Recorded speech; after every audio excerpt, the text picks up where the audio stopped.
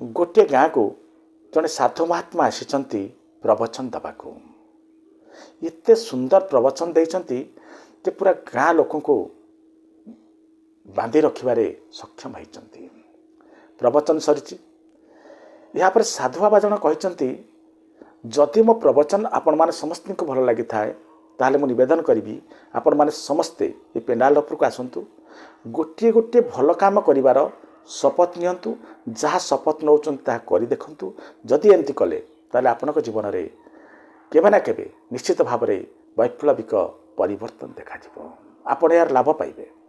या सुनला पर गाँव प्रत्येक व्यक्ति आसछंती एवं शपथ लेइचंती सेठी बसिथिले सेठ आसछंती पेंडाल उपरको बहुत चालाक से कहते मो घर सामने जड़े कुंभार रोचे प्रत्येक दिन सकाळू जे पर्यंत मुझे कुंभार मुह को न चाहिए से पर्यंत पानी ग्रहण करी ना। साधु महात्मा हसी देइचंती कहते ठीक अच्छे जदि ये नियम तो पालन करने चाहूँ कर कि मन रख सबुदिन पालन करने को चेष्टा कर। या पर सेठ जन घर को आसछंती प्रत्येक दिन से ताकर नियम पालती कुंभार मुह देखती तापर जाई पानी पियंती। 12 वर्ष बीती जाइछि।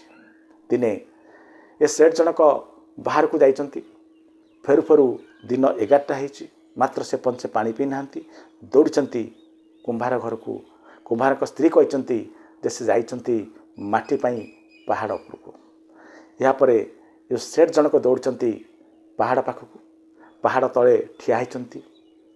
ये जो कुंभार जनक पहाड़ उपरे माटी खोलुचंती ये कुंभार को कौन है माटी खोलु खोलु गोटे माठिया मिली जो माठिया रे सुना भर्ती अच्छी से माठिया धरी खुशी नाचुंट। ये समय नजर पड़ जाइए सेठ को ऊपर। सेठ जो देखी कुंभार को से कहते कुंभार मु तुमको देखीदेली मु जाऊँगी। कुंभार जनक भावी बोधे सुना को देखीदे किए ये सेठ से कहते आप रुहतु मु तलू जाऊँगी। तलू आस कुंभार जनक एवं कहते जहाँ देखिल तुम्हें कहारी आगे कहब नहीं जहाँ मिली अधा अधा। या पर अधा सुना ये कुंभार जनक देइचंती क्या सेठ को।